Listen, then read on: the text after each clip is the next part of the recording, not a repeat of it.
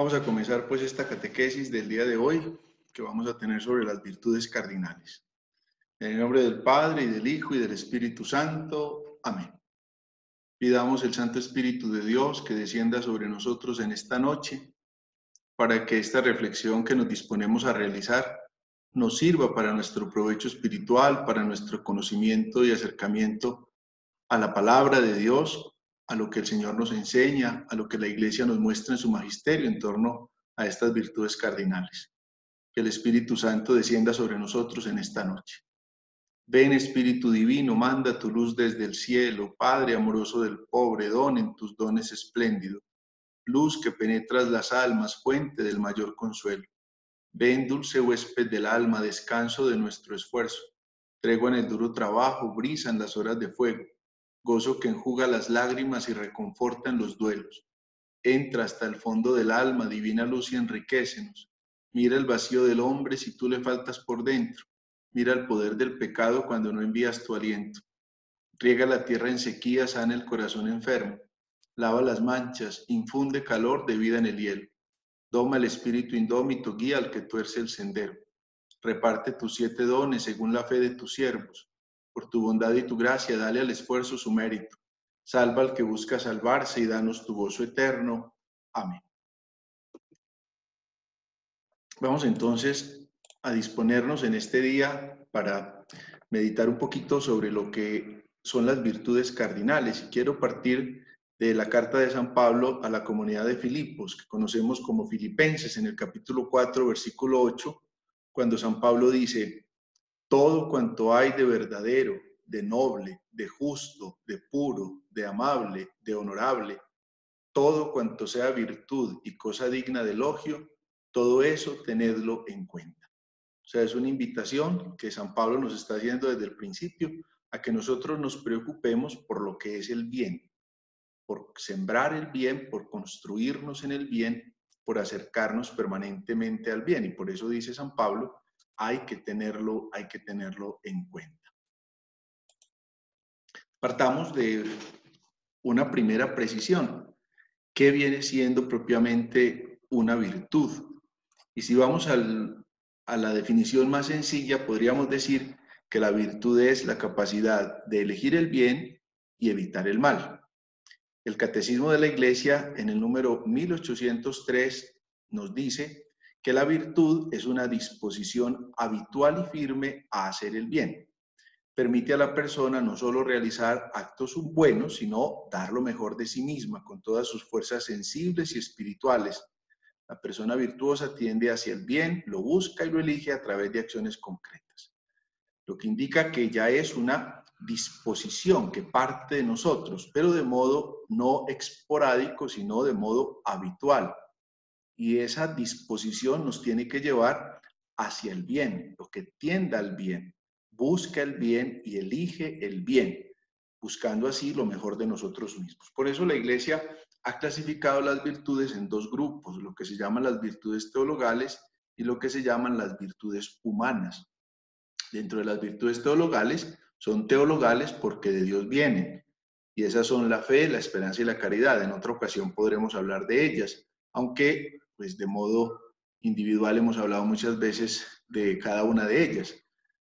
Pero luego vienen las virtudes humanas, que son actitudes firmes, disposiciones estables en las que el entendimiento y la voluntad que regulan nuestros actos nos ayudan desde el punto de vista humano a que nuestra conducta y nuestro comportamiento esté centrado precisamente en la búsqueda del bien.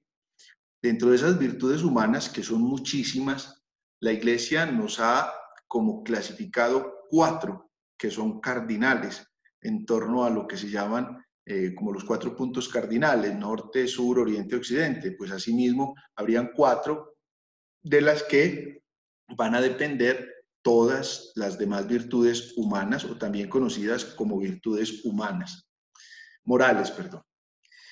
El libro de la sabiduría, en el capítulo 8, versículo 7, nos dice: ¿amas la justicia? Pues las virtudes son el fruto de sus esfuerzos, pues ella enseña la templanza y la prudencia, la justicia y la fortaleza. Ahí encontramos entonces nosotros las 4 virtudes cardinales de las que nos vamos a ocupar en esta noche. Nos vamos a usar en un orden distinto al que aparecen aquí en el libro de la sabiduría. Por eso vamos a empezar hablando nosotros de la virtud de la prudencia. Si nosotros buscamos una definición de esta virtud en el catecismo, en el número 1806, el catecismo dice: la prudencia es la virtud que dispone la razón práctica a discernir en toda circunstancia nuestro verdadero bien y a elegir los medios rectos para realizarlo. El hombre cauto medita sus pasos. Sed sensatos y sobrios para daros a la oración, nos dice San Pedro.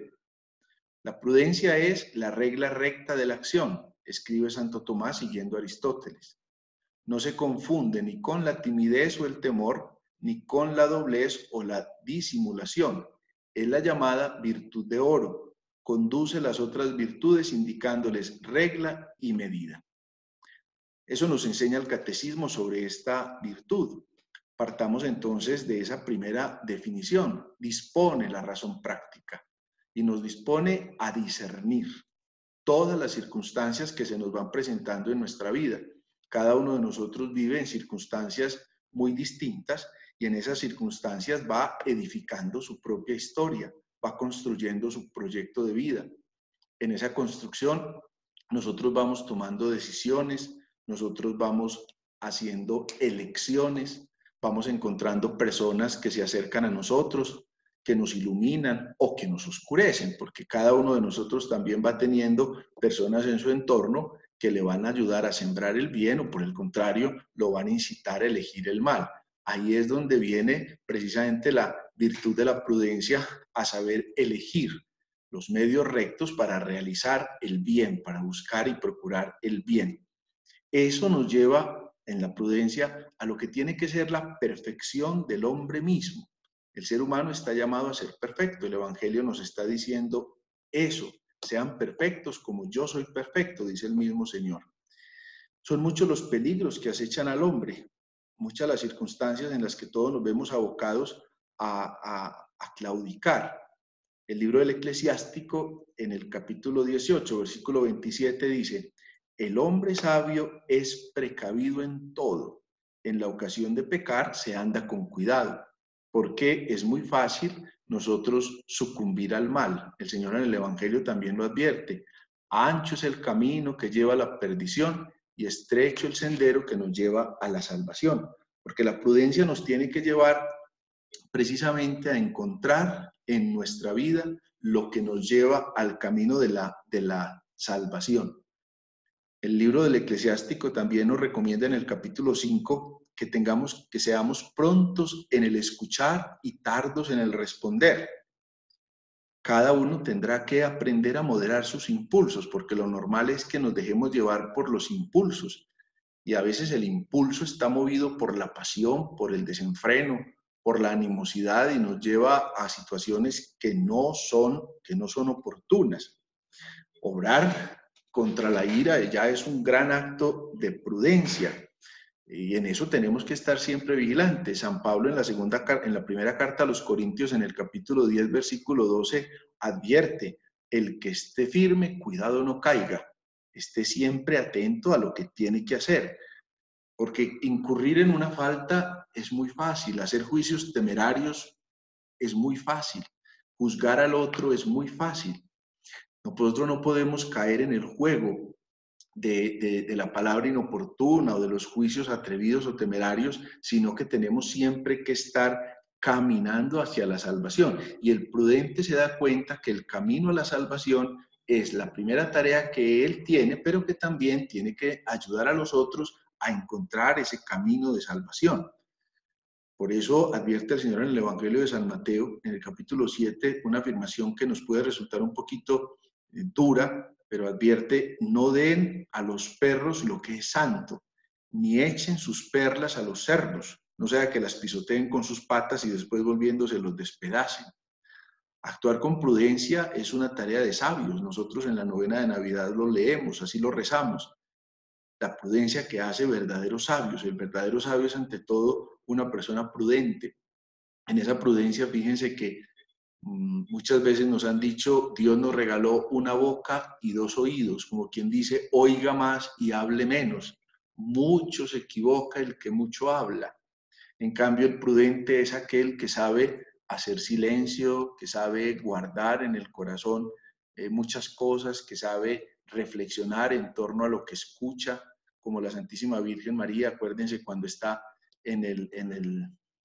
cuando el niño Jesús se pierde en el templo, dice que la Virgen guardaba todas estas cosas meditándolas en su corazón. Pues es una actitud de contemplación que la lleva a la prudencia. El prudente siempre es capaz de ser silencioso para poder reflexionar en torno a lo que tiene y debe hacer. Y ahí que venga la figura del examen de conciencia, del que tuvimos ocasión de hablar en la catequesis pasada, porque el examen de conciencia es el que nos va a permitir a nosotros moderar nuestros impulsos y pensar con cabeza fría, pero con el alma puesta en el Señor, aquello que hemos hecho, aquello que nos conviene, aquello en que nos hemos equivocado. El examen de conciencia nos tiene que partir de una pregunta: ¿soy prudente? Yo vivo consecuente y responsablemente con lo que soy. De ahí viene la figura del autocuidado. Yo cuido lo que soy, cuido mi vocación, cuido mi proyecto de vida. El programa que estoy desarrollando en mi vida me está ayudando a ser auténtico. En una palabra cristiana, a ser santo. Esto me está llevando a un camino de salvación para con Cristo, para con la iglesia. Cada uno de nosotros tendría que examinar su conciencia para darse cuenta si dentro de esa reflexión que hace está actuando consecuentemente con lo que el Evangelio le va mostrando, con lo que el Evangelio le va pidiendo. San Pablo en la carta a los Gálatas, en el capítulo 6, advierte: hermanos, cuando alguno incurra en alguna falta, ustedes, los espirituales, corríjanle con espíritu de mansedumbre y cuídese usted mismo, pues también usted puede ser tentado. El prudente sabe que no está nunca sobre seguro. Al contrario, siempre podemos ser muy frágiles y vulnerables. Es muy fácil caer en el error.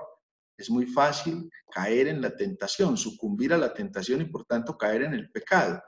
De ahí que el examen de conciencia nos va a ayudar permanentemente a hacer una reflexión y a tomar una decisión frente a lo que podemos hacer. No se nos olvide que las virtudes cuentan con nuestra aquiescencia, es decir, con lo que queremos realmente realizar, con lo que estamos dispuestos a hacer, con las decisiones que estemos dispuestos a tomar. Por eso la virtud va a necesitar siempre de la gracia del Espíritu Santo. Y en esa gracia encontramos dentro de los 7 dones del Espíritu Santo el don de consejo, sabiendo que es el Espíritu Santo el que nos lo da. Pensemos, por ejemplo, en San Bernardo Abad de Claraval. Hacía un elogio sobre los prudentes, cuando decía que los sabios nos enseñen, que los santos recen por nosotros y que los prudentes nos gobiernen. Porque nos damos cuenta que el que nos gobierna tiene que saber tomar decisiones movido más que por el fanatismo o por las decisiones politiqueras que le puedan mover, tiene que estar movido por la prudencia. ¿Qué conviene para la construcción de la civilización del amor? ¿Qué conviene para la construcción de la vida de la sociedad más cristiana? Por eso siempre tenemos nosotros que aprender a escuchar, y de ahí viene el don de consejo. ¿Qué es lo que se nos recomienda? El verdadero prudente siempre pregunta y siempre escucha lo que se le dice. No significa que tenga que ser manipulable o que tenga que estar abierto a malos consejeros. Si leemos, por ejemplo, el libro de Job, que seguramente ustedes conocen, Job está viviendo una tragedia en su humanidad. Lo ha perdido y lo va perdiendo gradualmente todo. Va perdiendo sus posesiones, va perdiendo su ganado, va perdiendo digámoslo así, su presencia en medio de la sociedad que vive, va perdiendo hasta sus propios hijos. Y tiene 2 grupos que lo aconsejan, 2 grupos de amigos. Uno de los grupos, reflejado en el grupo de los amigos jóvenes, lo aconsejan mal, y otro de los grupos, representado en el grupo de los amigos ancianos, lo aconsejan bien. Sin embargo, Job se deja llevar por los malos consejeros y abandona a Dios. Nosotros estamos muy acostumbrados solamente a recordar que la paciencia del santo Job, porque el santo Job dijo, Dios me lo dio, Dios me lo quitó. Pero si ustedes leen el texto completo de Job, se dan cuenta que esa paciencia del santo Job se le acabó muy rápido. Rápido, empieza a sucumbir y se siente desesperado y abandonado y no hace caso a sus amigos prudentes y al final Dios mismo lo regaña. ¿Por qué? Porque se separó del camino de la prudencia. Por eso es necesario, para poder vivir esta virtud de la prudencia, pedir constantemente el don de consejo al Espíritu Santo para que nos dé, en primer lugar, la capacidad de escuchar y, en segundo lugar, también la capacidad de hablar cuando conviene. No todas las veces hay que hablar. Ahí viene la virtud del prudente, saber cuándo y de qué manera va a poder hablar. Vamos a la segunda de las virtudes, que sería la virtud de la justicia. Y el Catecismo, en el número 1807, la define de esta manera. La justicia es la virtud moral que consiste en la constante y firme voluntad de dar a Dios y al prójimo lo que les es debido. La justicia para con Dios es llamada la virtud de la religión. Para con los hombres, la justicia dispone a respetar los derechos de cada uno y a establecer en las relaciones humanas la armonía que promueve la equidad respecto a las personas y al bien común. El hombre justo, evocado con frecuencia en las Sagradas Escrituras, se distingue por la rectitud habitual de sus pensamientos y de su conducta con el prójimo. Siendo juez, no hagas injusticia, ni por favor del pobre, ni por respeto al grande. Con justicia juzgarás a tu prójimo. Dice Levítico en el número 19:15. Amos, dad a vuestros esclavos lo que es justo y equitativo, teniendo presente que también vosotros tenéis un amo en el cielo. Dice la carta a los Colosenses en el capítulo 4. Por consiguiente, la justicia consiste en la constante y firme voluntad de dar a Dios y al prójimo lo que les es debido. En la Sagrada Escritura, sobre todo en el Antiguo Testamento, nosotros no encontramos la palabra santo, sino referida a Dios. Aquel hombre o mujer que son buenos, que nosotros reconocemos en el cristianismo como santos, esta persona es muy santica, aparece con la figura del justo. Lo vemos, por ejemplo, en el Nuevo Testamento haciendo referencia a San José. Cuando San José dice, José, que era un hombre justo, resolvió repudiar en secreto a la Virgen. Y más adelante, cuando están escogiendo el reemplazo del apóstol Judas Iscariote, hablan de un tal José, y de Matías, solo escogen a Matías, pero de José dice que era justo. Es decir, aquel que ha sabido dar a Dios y al prójimo lo que realmente le corresponde. La justicia entonces va a hablar de un equilibrio conforme a lo que Dios ha dispuesto y a lo que el ser humano debe realizar. En el Evangelio de San Mateo, en el Sermón de la Montaña, en el capítulo 5, versículo 6, al hablar Jesús de los bienaventurados, dice, bienaventurado el que tiene hambre y sed de justicia, porque ellos serán saciados. Al hablar de la justicia, le pone dos términos muy humanos, hambre y sed de justicia, es decir, dar a cada quien lo que le es debido. Y para esto es necesario caminar sin tacha, es decir, caminar con la verdad del corazón. Por eso lo acabamos de escuchar, sin ofender al pobre por tratar de agradar al rico, ni dejar de hacer justicia cuando quizás el pobre fue el que se equivocó. De ahí que es necesario, como lo van a decir los profetas, por ejemplo, Ezequiel, que el justo es el que practica el derecho y la justicia. Hay que tener en cuenta que la justicia es más grande que el hombre, porque la justicia es dar a cada quien lo que le corresponde. Por eso, dar a cada quien lo debido. Nosotros no podemos permitir llenarnos las manos de iniquidad, es decir, de cosas que no son debidas. Si miramos los profetas, por ejemplo, hacen un reclamo pero fuerte en torno a la justicia social, el salario del trabajador, el retener el salario del trabajador, el préstamo de dinero a usura, el tratar de engañar o de mentir para ganar popularidad o para quedar bien en torno a los demás. Al contrario, estamos cometiendo precisamente una gran injusticia. Dentro de eso vale la pena que nosotros miremos lo que serían precisamente los derechos del hombre, los derechos humanos. Pero esos derechos humanos caerían en una descompensación si nosotros hablamos de derechos sin hablar también de deberes. Acuérdense ustedes que la figura de la justicia es una mujer que tiene los ojos vendados, en una mano tiene la espada y en la otra tiene una balanza, buscando que la balanza esté equilibrada. ¿Y por qué con los ojos cerrados? Para evitar que se deje llevar de favoritismos o querer ganar popularidad. A veces podemos cometer muchas injusticias. Todos nosotros seguramente hemos sido víctimas de alguna injusticia alguna vez en la vida. Y nos damos cuenta que ¿qué es la injusticia? Que obró más movido por la pasión que por la realidad. Por eso cuando nosotros hablamos de los derechos humanos, que tendríamos que hablar de la justicia en la construcción de la civilización humana, pues no podemos pensar en esos derechos y pensar en los deberes. Recuerdo que una vez estuve por allá en una escuela, en un municipio aquí cerquita de Medellín, y había un letrero grande que decía, aquí formamos en derechos. Y yo le dije a la directora, esta frase está a la mitad, porque si usted solo forma en derechos, hay una reivindicación de derechos subjetivos que atropellan los derechos de los otros. Usted tiene que formar en derechos y en deberes, porque eso es lo que en cierta medida va a permitir que la balanza esté equilibrada. Cuando yo soy capaz de reconocer que tengo muchos derechos, pero que también tengo muchos deberes. La sociedad actual, nosotros somos una sociedad muy reclamadora de derechos, pero muy difícilmente aceptadora de deberes. ¿Cuáles son mis deberes? Y en justicia tengo que aprender a reconocer qué es lo que me corresponde, qué es lo que tengo que hacer para poder equilibrar la balanza. De ahí que esta virtud de la justicia está movida por el mandamiento del amor, que es la virtud teologal de la caridad.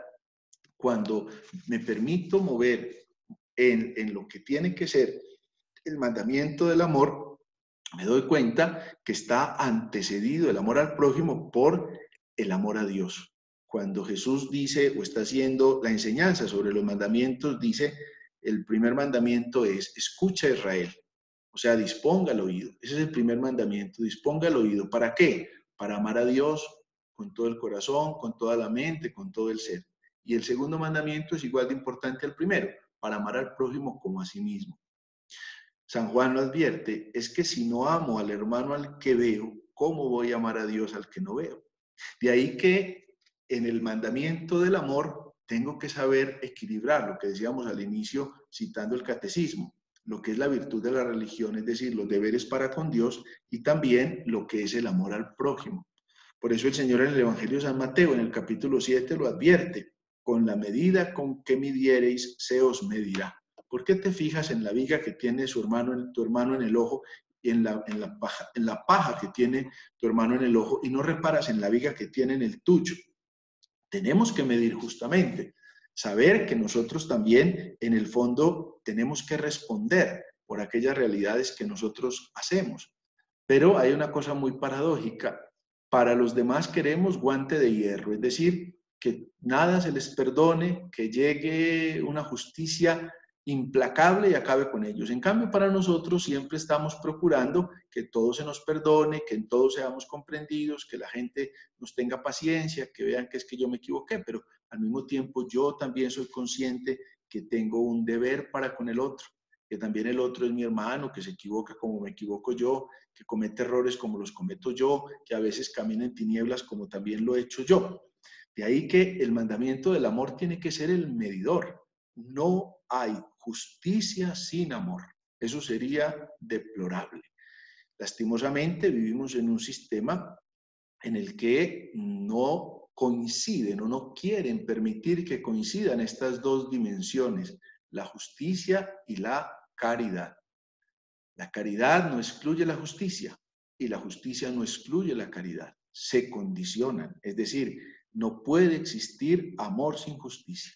En el fondo, la una y la otra se requieren ineludiblemente, de manera que podamos nosotros caminar y vivir seguros en la esperanza. La tercera de las virtudes es la virtud de la fortaleza. El Catecismo de la Iglesia, en el numeral 1808, define la fortaleza así. La fortaleza es la virtud moral que asegura en las dificultades la firmeza y la constancia en la búsqueda del bien. Reafirma la resolución de resistir a las tentaciones y de superar los obstáculos de la vida moral.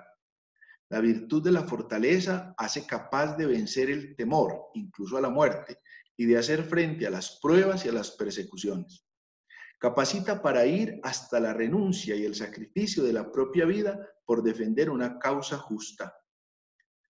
En el mundo tendréis tribulación, pero ánimo, yo he vencido al mundo, dice Juan en el capítulo 16, versículo 33. La fortaleza entonces nos asegura firmeza, constancia en medio de tantas dificultades. Sin duda, todos hemos experimentado momentos de mucha flaqueza, es decir, momentos de mucha debilidad. Nos sentimos a veces muy abrumados. Y es ahí donde tenemos que reconocer que la fuerza viene del Señor. En la segunda carta a los Corintios, en el capítulo 12, San Pablo está experimentando una fuerza interior que lo rompe por dentro, que lo daña. Y dice, yo 3 veces rogué al Señor que me librara de este aguijón, pero Él me dijo, mi gracia te basta, que mi fuerza se muestra perfecta en la flaqueza. Por tanto, con gusto seguiré gloriándome sobre todo en mis flaquezas, para que habite en mí la fuerza de Cristo. Por eso me complazco en mis flaquezas, en las injurias, en las necesidades, en las persecuciones y las angustias sufridas por Cristo, pues cuando estoy débil, entonces es cuando soy fuerte. Encontrar entonces la fortaleza es una invitación que el Señor nos hace a ser valientes. Ser valiente no es un acto de superhéroe.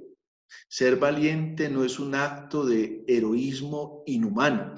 Ser valiente es, ante todo, un acto de aquella persona creyente.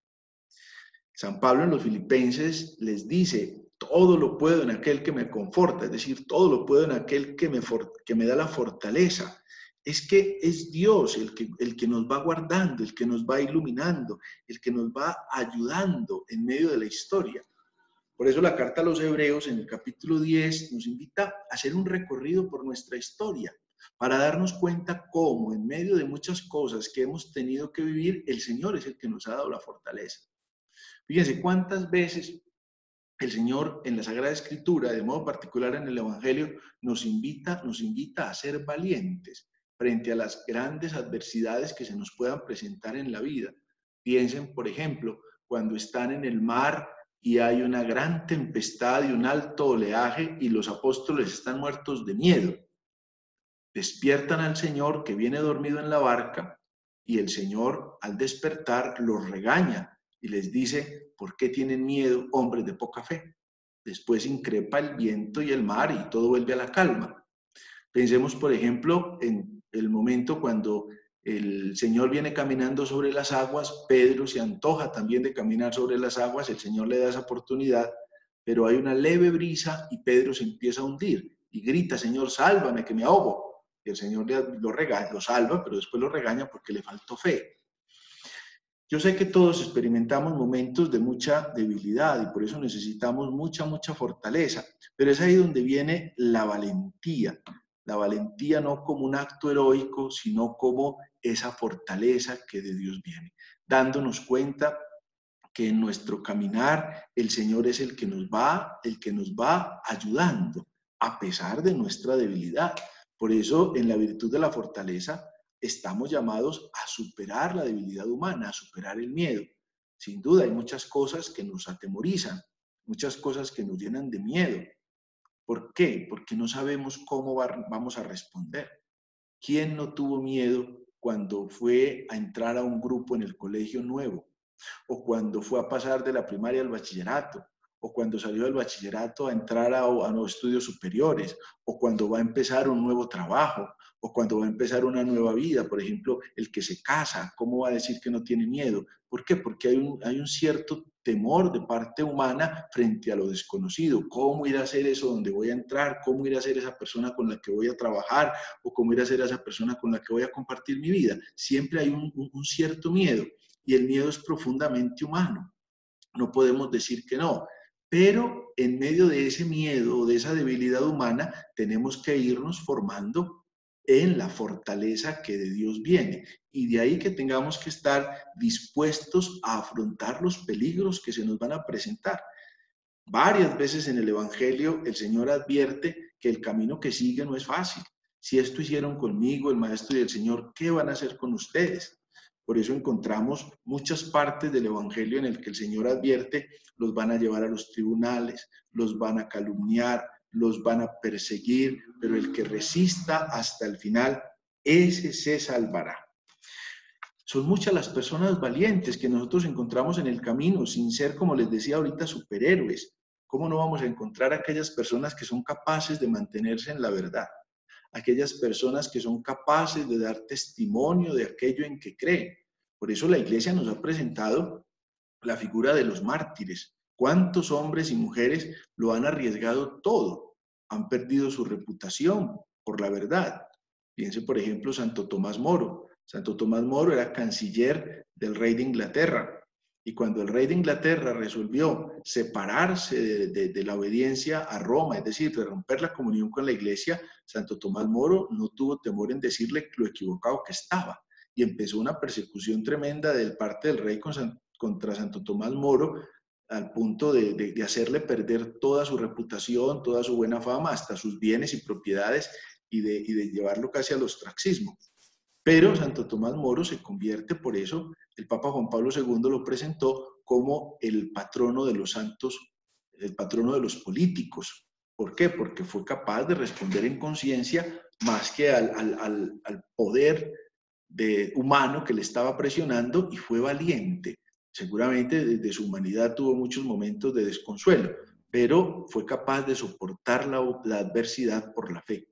Otros, por el contrario, han dado testimonio con su propia vida en medio de las circunstancias. Son los que conocemos como los mártires o el martirio de sangre, y de ellos tenemos tantos hombres y mujeres a lo largo de la historia que nos pueden dar testimonio de esas cosas. Otros, por ejemplo, cómo han tenido que sobrellevar de modo silencioso la carga de un trabajo bien hecho. Cuando a usted le hacen invitaciones a ser corrompido, a que su trabajo lo haga de modo deshonesto, pero usted se mantiene fiel a sus principios. Fíjese que es un modo en el que está viviendo esa fortaleza.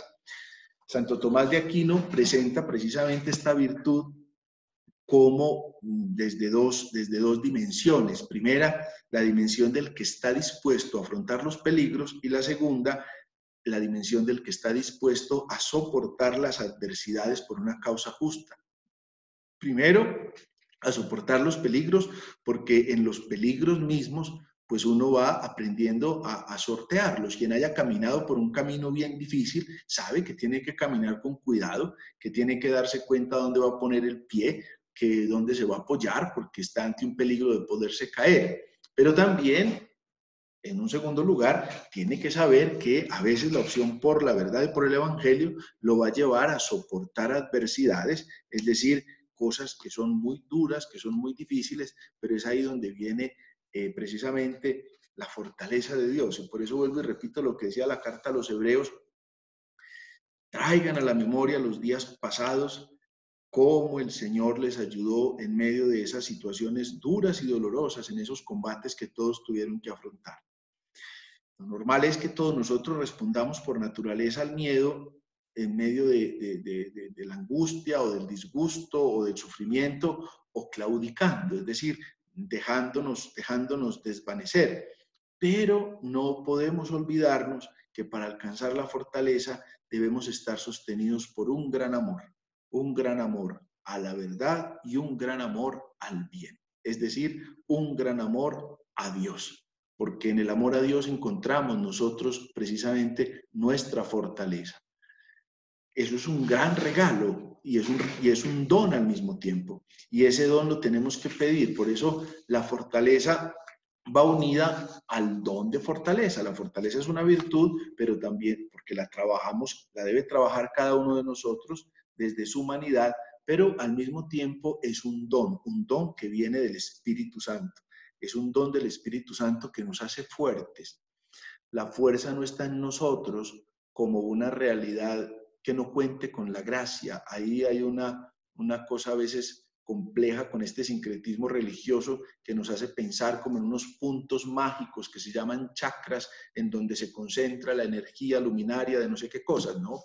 Nosotros los cristianos sabemos que la fuerza está en el Señor, que nos da lo que se llama la gracia. La gracia es la que nos va dando la fortaleza y la vamos encontrando en la oración, la vamos encontrando en el sacramento de la reconciliación, en el sacramento de la Eucaristía, la vamos encontrando en la comunidad cristiana, es decir, en medio de la iglesia, y ahí vamos descubriendo cómo esa fortaleza nos va mostrando el modo en que tenemos que superar las debilidades y también nos va ayudando a descubrir cuáles son nuestros límites para poderlos superar, darnos cuenta hasta dónde nosotros somos capaces y hasta dónde tenemos que dejar el resto de cosas a Dios. San Ignacio de Loyola dice, hágalo todo como si dependiera de usted, pero confíe, porque depende de Dios. Y esa es la fortaleza que nosotros debemos cultivar, la valentía que nosotros debemos tener. Cómo el Señor está con nosotros, esa parte no nos puede desamparar. Darnos cuenta que Él muchas veces nos dice, no tengan miedo, pero no porque estamos solos, sino porque Él está con nosotros. Y la última de las 4 virtudes cardinales es la virtud de la templanza. En el Catecismo de la Iglesia, en el número 1809, se define la templanza así. La templanza es la virtud moral que modera la atracción de los placeres y procura el equilibrio en el uso de los bienes creados. Asegura el dominio de la voluntad sobre los instintos y mantiene los deseos en los límites de la honestidad. La persona moderada orienta hacia el bien sus apetitos sensibles, guarda una sana discreción y no se deja arrastrar para seguir la pasión de su corazón. La templanza es a menudo alabada en el Antiguo Testamento. No vayas detrás de tus pasiones, tus deseos refrenan. En el Nuevo Testamento es llamada moderación o sobriedad. Debemos, dice San Pablo a Tito, vivir con moderación, justicia y piedad en el siglo presente. Por tanto, la virtud de la templanza es la que nos ayuda a moderar. Lo normal es que nosotros sintamos placeres y esos placeres nos pueden generar un desequilibrio. Ahí es donde viene la moderación, en el equilibrio frente a los usos de los bienes creados. El Evangelio de San Mateo dice, donde está tu tesoro, allí está tu corazón. De ahí que nosotros tengamos que preocuparnos siempre por lo que nos va a regalar la virtud de la templanza. De qué manera yo aprendo a moderar esos impulsos que tengo, son de mi naturaleza. Yo tengo una atracción por el placer. Comer nos da placer. Estar con una persona a la que queremos nos da placer. Estar en un lugar lindo para nosotros, por ejemplo, estar en la playa o estar en un río o estar en un bosque, pues es un placer, nos sentimos bien. Incluso cuando visitamos a alguien a quien amamos, pues nos pregunta, ¿estás bien? ¿Te sientes bien? ¿Esta comida te gustó? Hay una realidad humana, pero en esa realidad humana tiene que haber un equilibrio, porque no nos podemos nosotros como meter en una realidad como estoica. Los estoicos son una corriente filosófica que pretendía como que uno rechazara todo lo que le dara placer en el mundo, ¿no? Nosotros experimentamos el placer. De hecho, Jesucristo iba a banquetes, compartía la vida con sus amigos, vivía la vida, a cada día le daba su propio afán. Pero es en la moderación, en el equilibrio de esas atracciones o de esos placeres donde nosotros podemos hacer un recto uso de los bienes creados. Por eso démonos cuenta que esta virtud modera las otras 3 virtudes. O sea, las 4 se requieren: la prudencia, la justicia, la fortaleza y la templanza. Pero la templanza nos ayuda a moderar las otras. Si yo no tengo moderación o equilibrio en la justicia, soy injusto. Si yo no tengo moderación o equilibrio en mis juicios, soy imprudente. si yo no tengo moderación y equilibrio en la fortaleza, pues también me puedo estar sintiendo más poderoso que Dios mismo. Tengo que conocer mi fragilidad y tengo que reconocer hasta dónde puedo llegar. Por eso, en la virtud de la templanza se requiere lo que se llama el dominio de sí mismo. ¿Yo soy dueño de mis actos o por el contrario, yo me dejo llevar por mis actos? Porque puedo volverme una persona impulsiva. ¿Qué significa eso? El que se deja llevar por sus impulsos, dejarme llevar por mis instintos. Lo normal es que yo pelee, lo normal es que yo grite, lo normal es que yo atropelle, lo normal es que yo me defienda, eso serían cosas, pero me voy dejando llevar por esos impulsos y es ahí donde me falta templanza en los actos, es decir, como una guitarra que tiene que ser templada, porque si no suena feo, pues pasa lo mismo.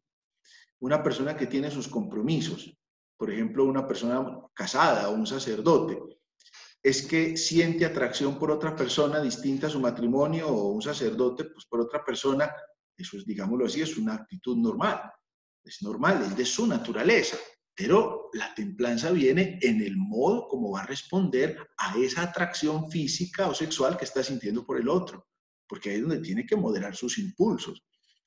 Moderación en el comer, por ejemplo, o moderación en la adquisición de bienes. ¿Cuál es el gran problema del ser humano? Que nada lo sacia. Y por eso dense cuenta, el ladrón nunca se sacia y siempre va a querer más y más y más.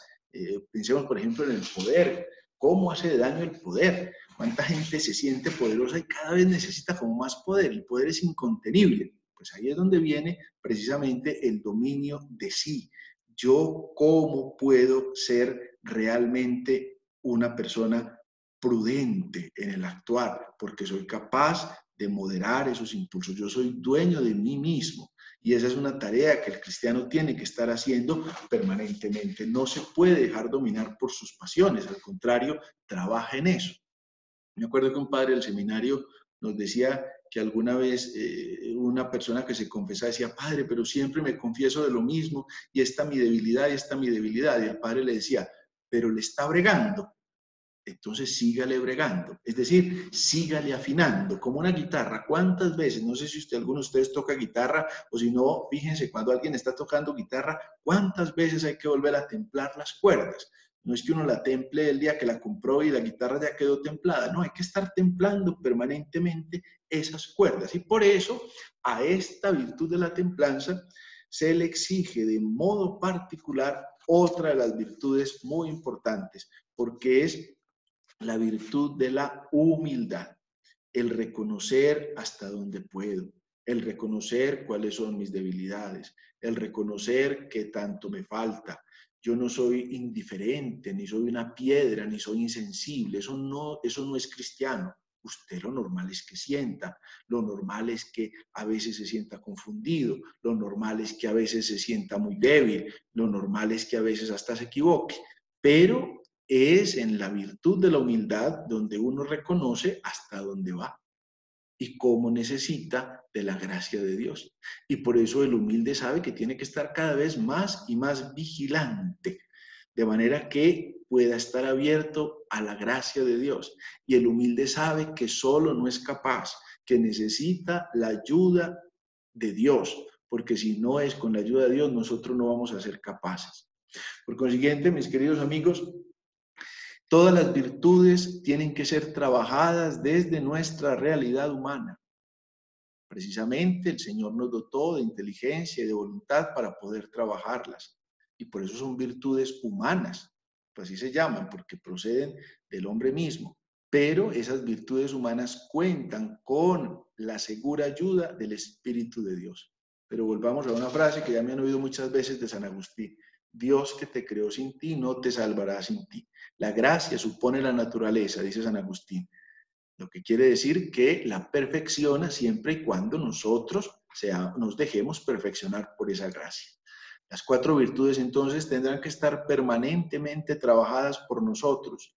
No es que las compremos en una tienda y que no tengamos que volver a cuidarlas, al contrario, tenemos siempre que estar vigilantes, sabiendo que precisamente la gracia viene de Dios.